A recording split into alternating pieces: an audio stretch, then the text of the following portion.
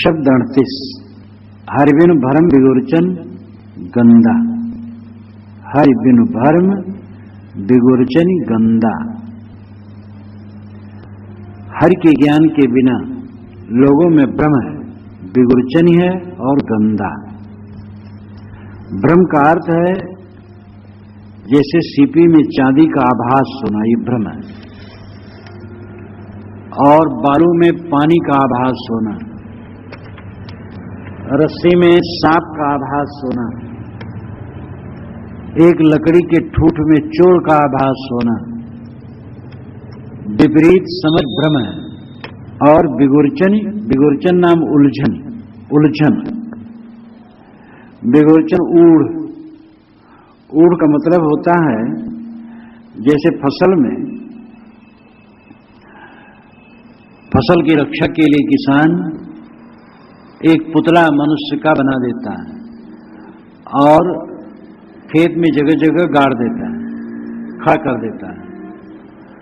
नीलगाय या कोई पशु हाथ में जब आते हैं तब उन्हें देख करके उनको भ्रम होता है कि मनुष्य खड़ा है, तो उसको कहते बिगुरचा। बिगुरचन बिगूचना, उलझना, असमंजस में पड़ जाना। गंदा, गंदगी, वासना। निज स्वरूप के स्मरण और विवेक विचार से रहित होकर के देहाध्यास, विषय वासना में मन पड़ा रहना, ये गंदगी है। हरि बिनु, हरि के ज्ञान के बिना, हरि में रमण बिना, हरि में स्थित हुए बिना ये जीव भ्रम में, विवर्जन में और गंदगी में पड़ा है, भ्रांत में पड़ा है, उलझन में पड़ा है, धोखे में पड़ा है, गंदगी में पड़ा है, क्योंकि उसे हरि का बोध नहीं है। हरि शब्द से जो वास्तविकता प्रकट होती है उसका विवेक नहीं। जहां जहां गयो अपन को खोयो ते फंदे बहु फंदा। साहब कहते हैं तुम जहां जहां गए हरि को खोजने के लिए, अपन को खोयो, अपन को खो दिए। हरि को खोजने के लिए तुम जहां जहां गए, अपन को यानी अपना स्वरूप भाव, अपन को शब्द बड़ा महत्वपूर्ण है। अपन को अपना स्वरूप भाव तुम खो दिए। हम तीर्थों में चाहे जाएं, मंदिरों में जाएं, मूर्तियों के पास, चाहे शास्त्रों में जाएं, चाहे गुरु के पास जाएं, अपनपो को हम खोते गए। हमारी दृष्टि सदैव बाहर बनी रही। संतो कबहु न निज घर आए। ऐ संतो, तुम कभी भी अपने घर में नहीं लौटे। और अगर पूरी दुनिया को पा गया इंसान और अपने आप को खो दिया तो उसने क्या पाया? जो अपने आप को पाया वही धन्य है। ये शरीर रूपी नकली मकान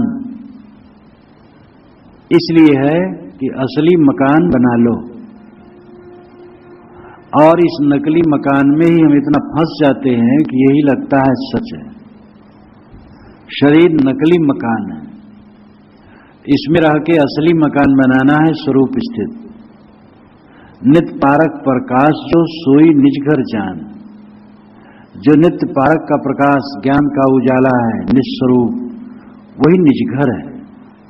स्वरूप स्थिति अपने घर में आ जाना है। तो ये नकली शरीर में रहते रहते असली घर बना लें।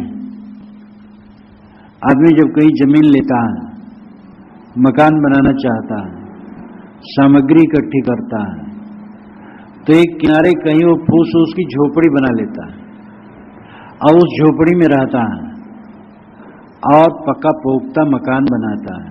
महीनों में या वर्ष में कहीं उसका मकान बन करके और फिक्स होता है, एकदम फिनिश होता है, और उसके पश्चात फिर उस पक्के मकान में जाता है, तो देता है। ये शरीर कच्चा मकान है। मानो इस शरीर में हम आए हैं पक्का मकान बनाने के लिए। पक्का मकान स्वरूप स्थित है, जहां पर नानद पश्यत नानद शृणोत नानद विजानात स भूमा। जब दूसरे को नहीं देखता, दूसरे को नहीं सुनता, दूसरे को नहीं जानता, वो भूमा है। भूमा आत्मा निस्वरूप। दूसरे को जब देखते हो तो भ्रम में पड़ते हो, दूसरे को जब सुनते हो तो भ्रम में पड़ते हो, दूसरे को जब सोचते हो भ्रम में पड़ते हो। केवल एक इसी छोटे से मंत्र में सारा भ्रम खत्म हो जाता है। नानद पश्यत नानद शृणोत नानद विजानात स भूमा। जब दूसरे को नहीं देखता, दूसरे को नहीं सुनता, दूसरे को नहीं जानता, ये भूमा की स्थिति है। और ये समाधि में ही होता है। समाधि में जानना, सुनना, देखना बंद हो जाता है। यदा पंचावतिष्ठन्ते ज्ञानानि मनसास बुद्धिश्चाना विचेष्ट तमाहु परमाम गतिम। 5 ज्ञानेंद्रिय और मन और बुद्धि, ये जब क्रिया छोड़ देते हैं, यही परम गति है। आंखों से देख करके हम अपने आप को धोखा देते हैं। अपने शरीर को देख करके उसका अहंकार, दूसरे के शरीर को देख करके उसका राग, और चीजों को देख करके राग। तो एक देख देख करके हम बंधन में फंसते हैं, सुन सुन के बंधन में फंसते हैं, और सोच सोच के बंधन में फंसते हैं। इंद्रियां शांत हो, मन शांत हो, बुद्धि शांत हो। अब बताओ कौन परमात्मा बाहर से पाओगे? जो बाहर से परमात्मा पाना चाहते हैं, उन भोलों को ये पता नहीं है कि तत्वदर्शी विवेकी महापुरुषों ने जो कहा है और अपना जो अनुभव है, इन दोनों को मिलाओ। जब इंद्रियां शांत हो गई और चित्त बिल्कुल स्थिर हो गया, तो कौन सा परमात्मा पाओगे? इंद्रियों से देखोगे तो कुछ मिलेगा, और मन से सोचोगे तब कुछ मिलेगा। और जहां इंद्रियों से ग्रहण करना खत्म हुआ और मन से सोचना खत्म हुआ, तब क्या पाओगे? तो साहब कहते, जहां जहां गए अपन को खोयो। तुम जहां जहां गए अपन को खो दिए। हरि को खोजने के लिए, परमात्मा को खोजने के लिए तुम जहां जहां गए अपन को खो दिए, अपना स्वरूप भाव खो दिए। ते फंदे बहु फंदा, उसी के बंधन में तुम बहुत प्रकार से जकड़ गए। ध्यान कहीं किसी देवी देवता, माने गए देवी देवता का लगाया, किसी महापुरुष का लगाया, जिंदगी भर उसी को समझ लिया यही ध्यान है, उसी में फंस गया। किसी महापुरुष का ध्यान, किसी प्रतीक का ध्यान तो केवल चंचल मन को स्थिर करने के लिए। बच्चा रोने लगता है तो माता चटुआ उसके हाथ में दे देती है, वो चाटने लगता है मुख में डाल करके, तो चुप हो जाता है, लेकिन उससे उसको दूध नहीं मिलता है। चटुआ से कभी दूध आता ही नहीं। जब उसको भूख लगती है और समझता है चटुआ दूध नहीं दे रहा, तो चटुआ को फेंक देता, फिर रोने लगता है, तब माता दूध पिलाती है, तब संतुष्ट होता है। ये किसी प्रतीक का ध्यान, किसी आकार का ध्यान, ये तो बच्चों को चटुआ देने के समान है। किसी प्रकार नाम जप, ये चटुआ है। नाम और रूप दोनों चटुआ हैं, और साधारण साधक के लिए पहले ठीक है, लेकिन इसी में रुक गए।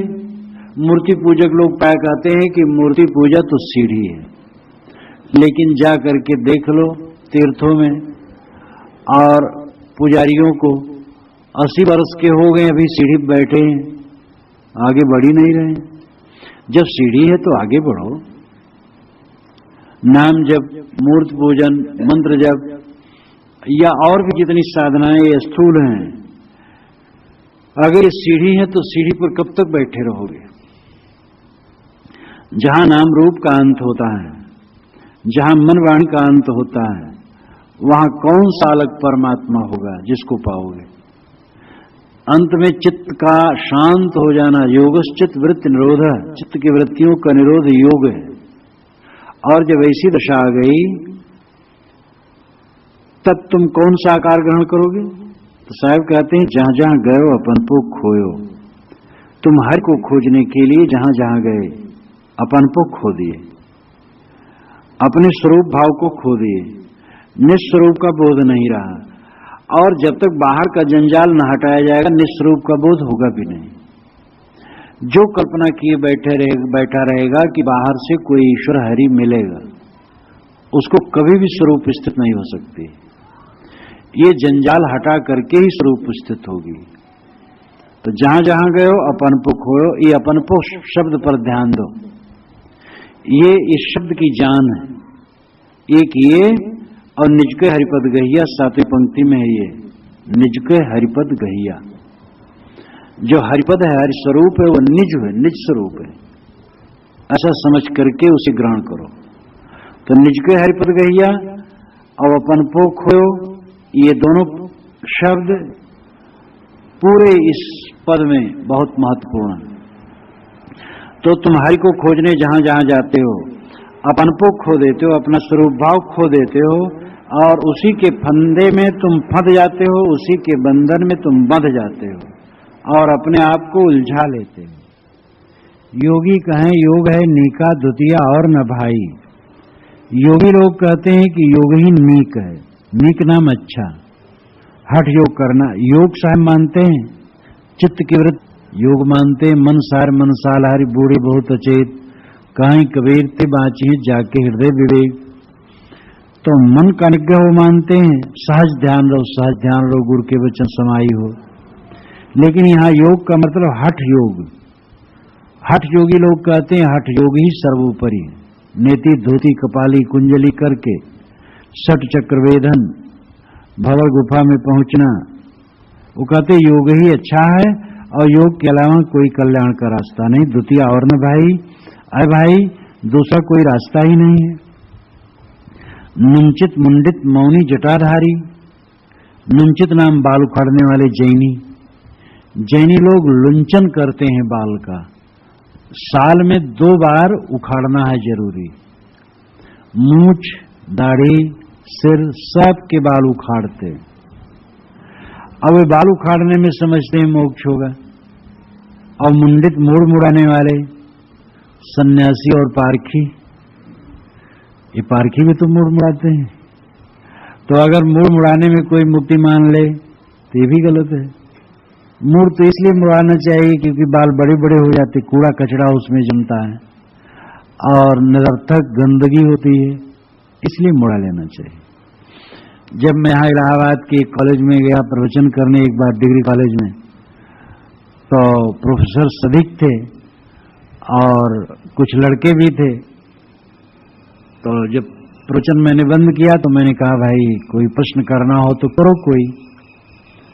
तो लड़के तो चुलबुल होते हैं। एक लड़का खड़ा हुआ, कहा महाराज कबीर साहब ने कहा है कि जटा के रखाए से कौन नर तरी गए, मोर न तरे जाके लंबे लंबे पर हैं, और मोर के मुड़ाए से कौन नर तरी गए, भेड़ न तरे जो मुड़ाए सरासर हैं।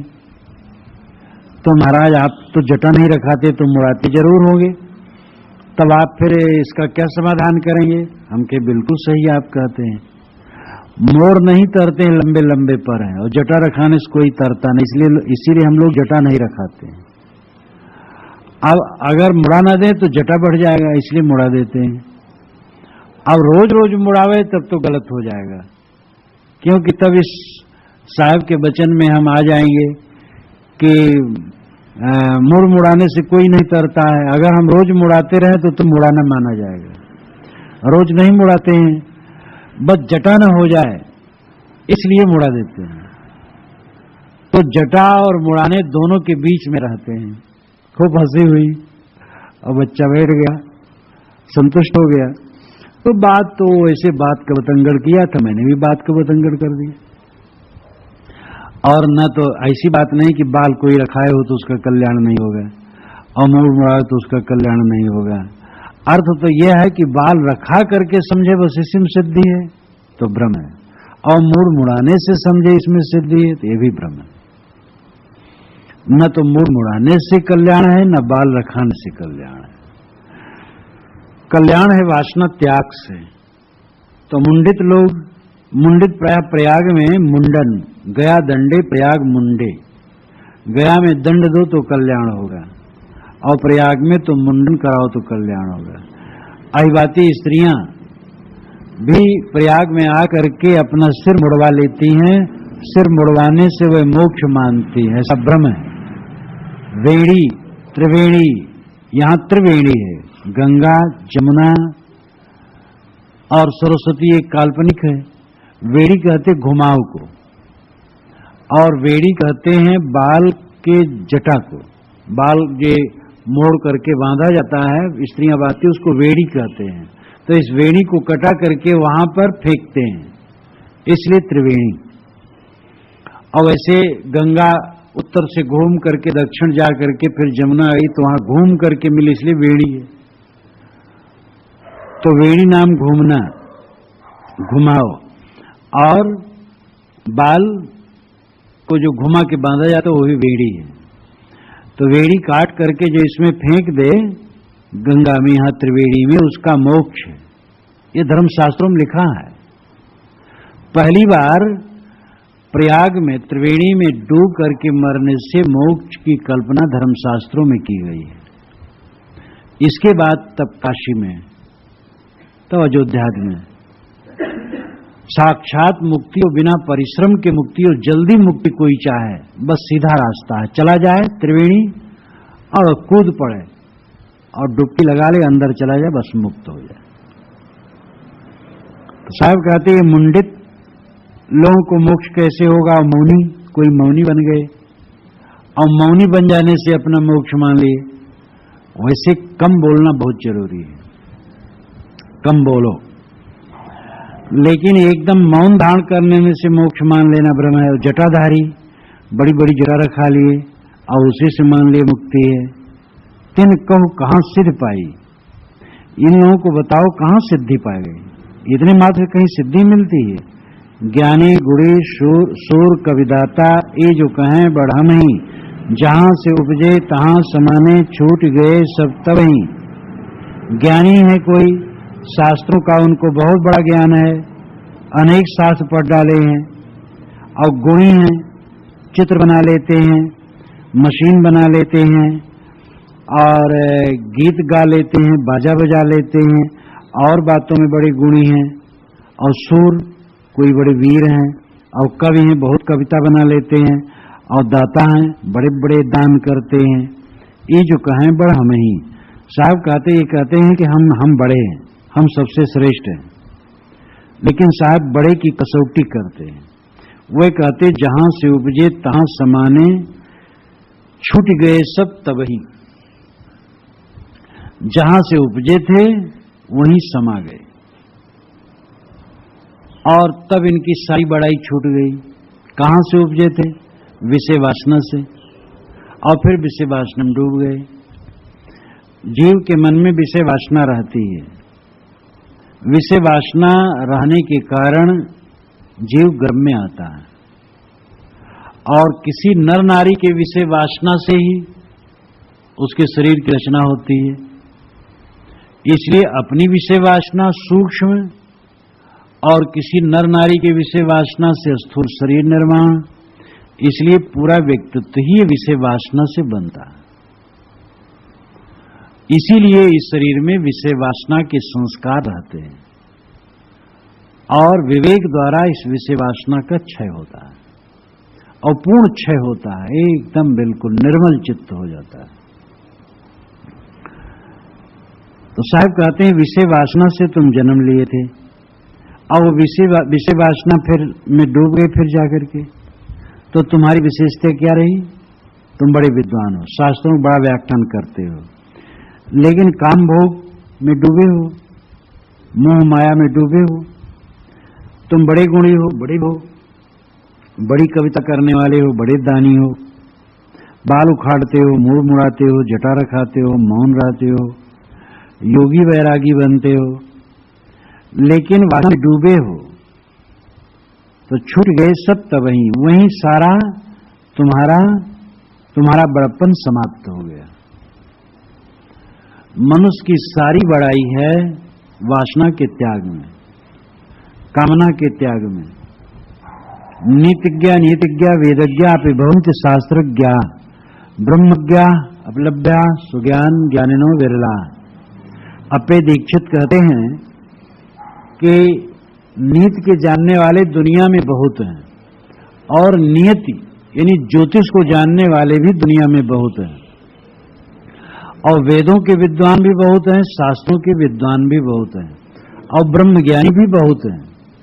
लेकिन स्व अज्ञान ज्ञानिनो विरला, अपने अज्ञान को जानने वाले विरले हैं। और तो बाहर सब जान लिया गया, ब्रह्म का भी बड़ा लंबा चौड़ा भाषण कर लिया गया, लेकिन अपने अज्ञान को नहीं जाना। अपना अज्ञान क्या है? मन विषय वासना में चला गया, कितना घोर अज्ञान है। काम वासना का चिंतन होता है, कितना घोर अज्ञान है। सारी स्वच्छता समाप्त है, काम वासना का चिंतन होता है। तो इसलिए साहब कहते जहां से उपजे तहां समाने, छूट गए सब तबही। इस कसौटी से अपने आप को हर साधक कसे, देखे हुआ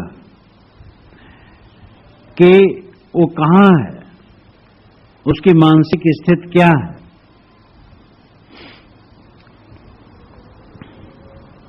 हर साधक को अपने को कसना चाहिए। वो बहुत बड़ा मानता है अपने को, बड़ा पूज्य है, उसको लोग गुरु, बंदी छोर, कबीर रूप कहते हैं, महासंत कहते हैं।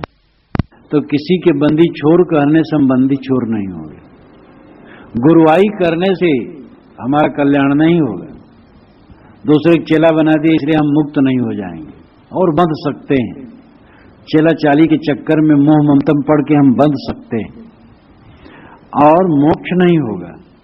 मोक्ष तो होगा जब वासना से मुक्त हो। जहां से उपजे तहां समाने, छूट गए सब तबही। ये साहब का बहुत जबरदस्त सोंटा पड़ता है। जिस विषय वासना से तुम पैदा हुए हो, उसी विषय वासना में डूबे हो। क्या तुम्हारा ज्ञान विज्ञान? आरू वाले बाबा ने लिखा है कि हमारे साथ काशी में कई लोग पढ़ने गए, पंडित लोग, और पढ़ के आए और विषय वासना में डूब गए, और उनका पढ़ना किस काम का हुआ?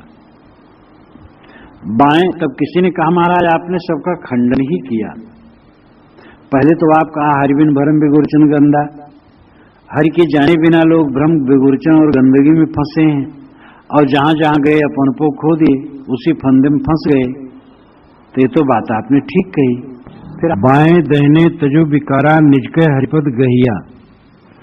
बाएं दहने से अभिप्राय है सब तरफ से, यही नहीं कि केवल बाएं और दाहिने का विकार छोड़ दो, ऊपर और नीचे का भी।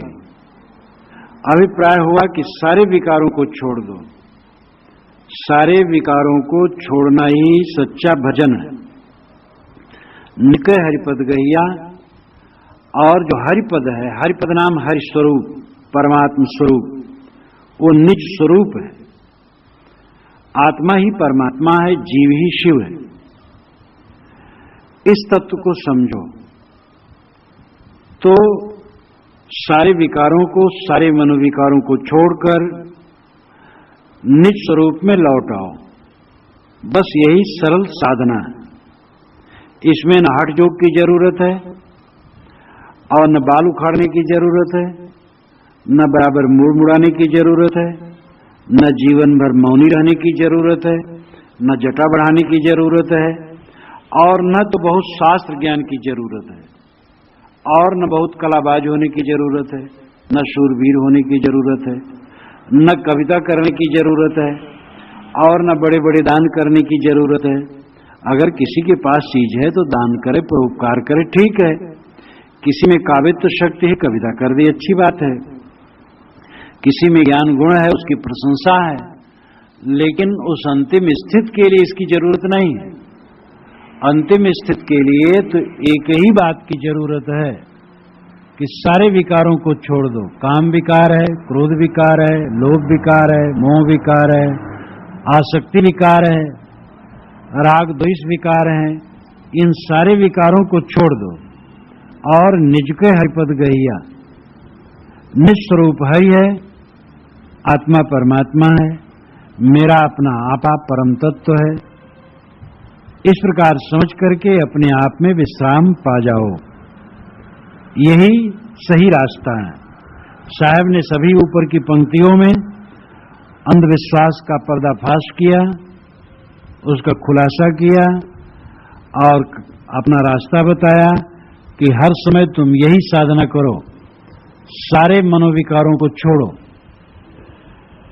और आत्म स्वरूप ही परमात्म स्वरूप है। पाना तुम्हें कुछ नहीं, केवल मनोविकार को छोड़ना है। रात दिन बस उठते बैठते चलते फिरते इसी पर ध्यान रखो कि कोई मनोविकार टिकने न पाए। सारे मनोविकारों के खत्म होने पर जो शेष रह जाता है वही तुम्हारा शिव स्वरूप है। सारे विकारों को छोड़ देने के पश्चात स्वयं निर्विकार है, स्वयं अपने आप है। तो बाएं दाहिने तजो विकारा निज के हरिपद गहिया। तब प्रश्न करने वाले ने प्रश्न किया कि महाराज इसका अनुभव कैसे होता है? जब आदमी विकारहीन होकर के आत्मलीन हो जाता है तो उस दशा की स्थिति क्या है, उस दशा का अनुभव क्या है? साहब ने कहा, कहें कबीर गूंगे गुड़ खाया पूछे सो क्या कहिया। साहब कहते अगर गूंगा गुड़ खाए और उससे पूछा जाए कि गुड़ कैसे लगता है तो क्या बताएगा? गूंगा के पास जीभ नहीं, वो बता नहीं सकता। इसी प्रकार जो स्वरूप स्थित का अनुभव है वो वाणी द्वारा व्यक्त नहीं किया जा सकता है।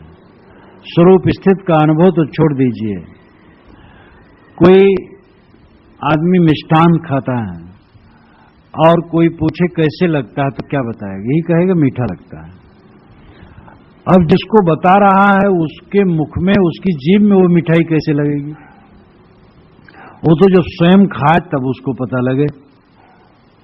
तो ये स्वसंवेद्य है, पर संवेद्य नहीं है।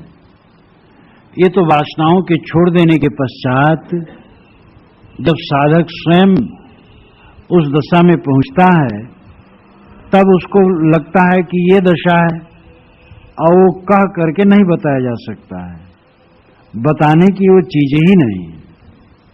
इसलिए साहब कहते हैं कि गूगा गुड़ गूगे केरी शर्करा खाए और मुस्काए, ये कहा नहीं जा सकता है। इस अवस्था में पहुंचना चाहिए। निश्चित है कि ये 7वीं पंक्ति अध्यात्म उपदेश का सार है।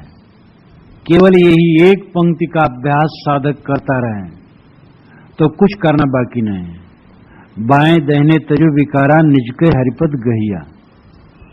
बाएं दाहिने चक्कर छोड़ दो, सार इतने समझ लो कि सब समय सर्वथा विकारों का परित्याग करना है। यही बाएं दाहिने का अर्थ है। हर क्षण, हर जगह, हर अवस्था में विकारों को छोड़ते रहो। विकार आए ही ना, आए तो छोड़ते रहो। और विकार छूट गए बस खोजना खाजना नहीं। निज स्वरूप तो हरि है ही है, निज के हरिपद गहिया। अपना आत्म स्वरूप ही हरि है और इस प्रकार जो निस्वरूप में स्थित है वह स्वयं हरि है, वही परमात्मा है। नर नारायण रूप है तू जन जाने दे। ऐसा नर ही नारायण हो जाता है।